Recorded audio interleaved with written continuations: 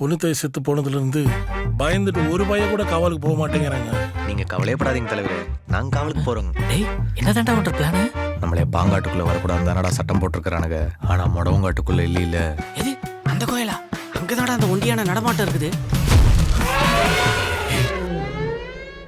Touring talkies ரசிகர்களுக்கு வணக்கம். வாங்க லன்ச் நிகழ்ச்சிக்கு போகலாம்.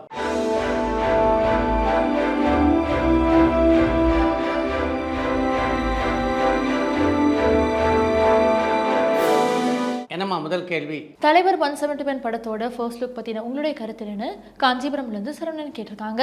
லோகேஷ் கனகராஜோடு இணைந்து ரஜினி பணியாற்ற உள்ள அவருடைய 171வது படத்தினுடைய போஸ்டரை பார்த்த உடனே அந்த போஸ்டரை பற்றி சினிமா திஸ் வீக் நிகழ்ச்சியில் தனஞ்சயரும் நானும் பேசியிருந்தது நீங்கள் பார்க்கல அப்படின்னு நினைக்கிறேன். அந்த போஸ்டரில் மிகவும் கம்பீரமாகவும் அழகாகவும் இளமையாகவும் காட்சியளித்தார் ரஜினி அப்படின்றது தான் உண்மை.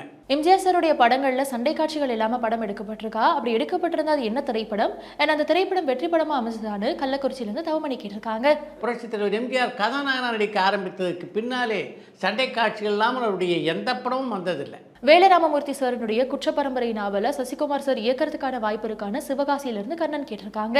குற்றப்பரம்பரை பற்றிய வழக்கு இப்போது நீதிமன்றத்தில் இருக்கிறது. நீதிமன்ற முடிவுக்கு பின்னால் தான் குற்றப்பரம்பரை கதையை சசிகுமார் இயக்குவதற்கு வாய்ப்பு இருக்கா இல்லையா அப்படின்றது தெரிய வரும். கே பாக்யராஜ் சார் இசையமைத்த எல்லா பாட்டுமே நல்லா தானே சார் இருந்தது, அப்புறம் ஏன் கே பாக்யராஜ் சார் இசையமைக்கிறத நிறுத்திட்டாருன்னு அம்ஜிக்கரையிலிருந்து பத்மநாபன் கேட்டிருக்காங்க.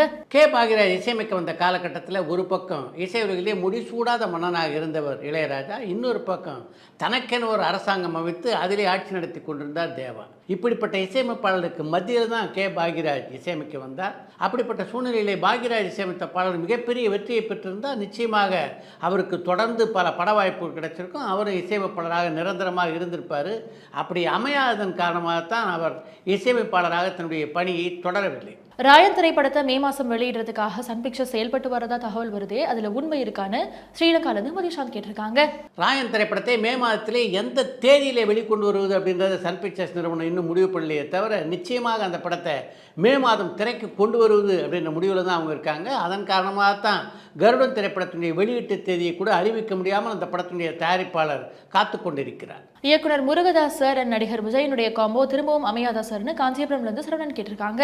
அடுத்து ஒரு திரைப்படத்தில் நடித்து முடித்துவிட்டு அரசியலிலே காலடி எடுத்து வைக்க போவதாக விஜய் அறிவித்திருக்கின்ற காரணத்தினால இப்போதைக்கு முருகதாஸ் அவரோடு இணைவதற்கான வாய்ப்புகள் கொஞ்சம் குறைவுதான். தலைவர் 171 திரைப்படம் தான் சூப்பர் ஸ்டார் ரஜினிகாந்த் சாரினுடைய கடைசி படம்னு செய்தி வருது, அது உண்மையான யூஎஸ்லேருந்து ஸ்ரீராம் கேட்டிருக்காங்க.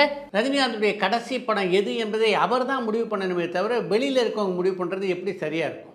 அதனால் இது போன்று வெளிவருகின்ற செய்திகளெல்லாம் நீங்கள் நம்ப தேவையில்லை. முத்து ராமலிங்கம் திரைப்படத்தில் நடிகர் கௌதம் கார்த்திக்குடைய இன்ட்ரோ சாங்கை பாடினது உலகநாயகன் கமல்ஹாசன் சாரானு அம்ஜிக்கரையிலேருந்து பத்மநாபன் கேட்டிருக்காங்க. முத்துராமலிங்கம் திரைப்படத்திலே கமல்ஹாசன் பின்னணி பாடல் பாடியிருப்பது உண்மைதான்.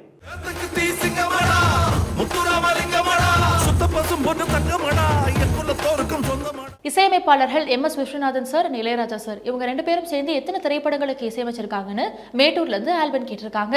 மெல்ல திறந்தது கதவு, இரும்பு பூக்கள், செந்தமிழ் பாட்டு, விஸ்வ துளசி ஆகிய 4 படங்களில் மெல்லிசை மன்னர் MS விஸ்வநாதனும் இசைஞானி இளையராஜாவும் இணைந்து பணியாற்றி இருக்கிறார். தமிழ் சினிமாவில் பெரிய நடிகர்களுடைய வரிசை காலங்காலமாக வந்துட்டு இருக்கு. இனி வர காலங்களில் மக்கள் இந்த மாதிரியான வரிசைகளை எதிர்பார்க்காம நல்ல திரைப்படங்களை மட்டும்தான் எதிர்பார்க்குறாங்கன்னு நான் நினைக்கிறேன். இதை பற்றி உங்களுடைய கருத்து என்னன்னு யூஎஸ்லேருந்து ஸ்ரீராம் கேட்டிருக்காங்க. உங்களுடைய கேள்வியில் நீங்கள் என்ன சொல்ல வரீங்க அப்படின்னு எனக்கு புரியல. பெரிய நடிகர்கள் நடிக்கின்ற படங்கள் நல்ல படங்களாக அமைவதே இல்லை அப்படின்னு நீங்கள் நினைக்கிறீங்களா? இப்போதுள்ள ரசிகர்கள் நல்ல படங்களை தான் பார்க்க விரும்புகிறாங்கன்னா நல்லவைகள் அல்லாத படங்களை அவங்க பார்க்காம விட்டுற வேண்டியது தானே. அவங்க தவிர்த்தார்கள் என்றாலே நல்ல படங்கள் வர ஆரம்பிச்சிருமே. அவங்க ஏன் எல்லா படத்தையும் பார்க்குறாங்க? துரை தயாநிதியுடைய உடல்நிலை இப்போ எப்படி இருக்கு? அண்ட் Cloud9 நிறுவனம் இப்போ ஏதாவது திரைப்படங்களை தயாரிக்கிறாங்களான்னு தோரணமலையிலிருந்து சண்பகராமன் கேட்டிருக்காங்க. துரை தயாநிதியுடைய உடல்நிலையிலே மிகப்பெரிய அளவிலே முன்னேற்றம் இல்லை. இப்போதைக்கு Cloud9 திரைப்பட நிறுவனம் எந்த படத்தையும் தயாரிக்கவில்லை. RV உதயகுமார் சாரினுடைய இயக்கத்தில் வெளிவந்த திரைப்படங்கள்ல ஓடாத ஒரே ஒரு படம்னா அது நந்தவர தேர் மட்டும்தான். ஏன் சார் அந்த படம் சரியா ஓடலைன்னு அம்ஜிக்கரையிலிருந்து பத்மநாபன் கேட்டிருக்காங்க. உண்மையை சொல்லுங்க, நந்தவன தேர் படம் ஏன் ஓடலை அப்படின்றது உங்களுக்கு தெரியாதா?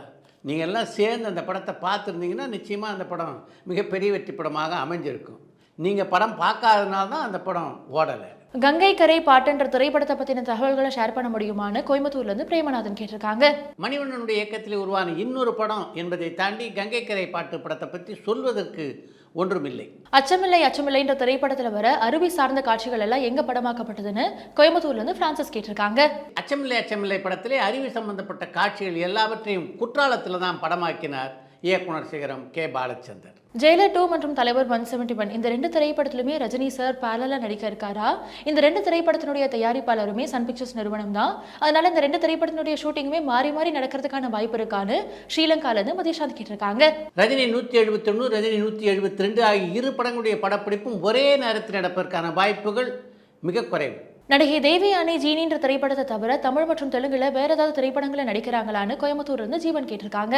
தற்போது ஜீனி திரைப்படம் தவிர வேறு எந்த திரைப்படத்திலும் தேவயானி நடிப்பதாக தெரியல. Rajini sir, Khushbu ma'am, Radhika ma'am, Sarathkumar sir இவங்கெல்லாம் மட்டும் இல்லாம பெரும்பாலான தமிழ் சினிமா நடிகர்கள் ஏன் பாஜக கட்சியை விரும்புறாங்கன்னு மலேசியால இருந்து சரவணன் வாசுதேவன் கேட்டிருக்காங்க. தங்களுக்கு பிடித்தமான கட்சியில எப்படி மக்கள் தங்களை இணைத்துக் கொள்கிறார்களோ அது மாதிரி தானே நடிகர் நடிகைகளும் அவங்களுக்கு பிடித்தமான கட்சியிலே அவர்கள் தங்களை இணைத்துக் கொள்கிறார்கள், அவ்வளவுதான்.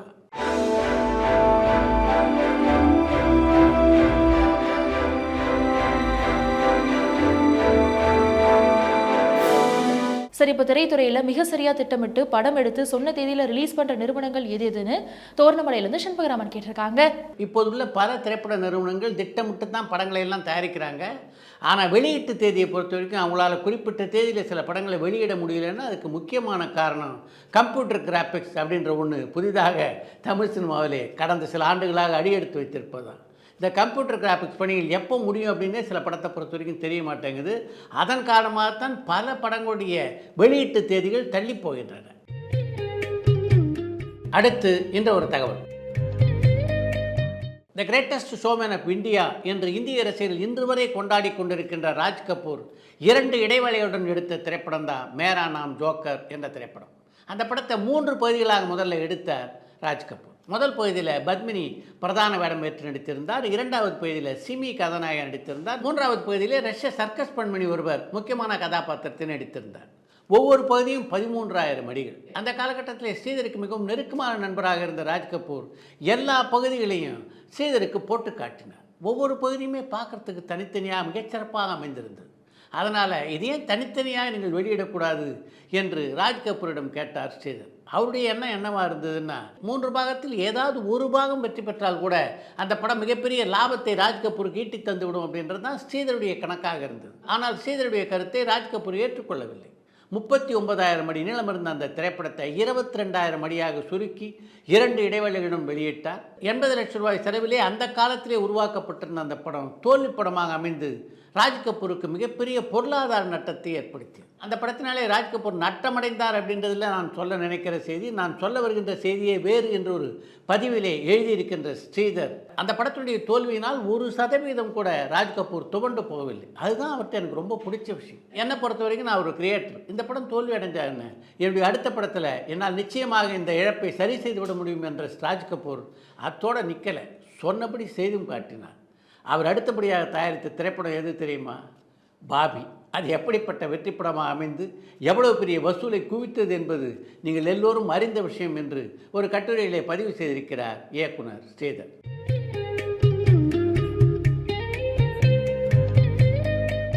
இத்துடன் இன்றைய லென்ஸ் சிகிச்சை நிறைய பெறுகிறது. மற்றும் அடுத்த லென்ஸ் சிகிச்சையிலே சந்திப்போம்.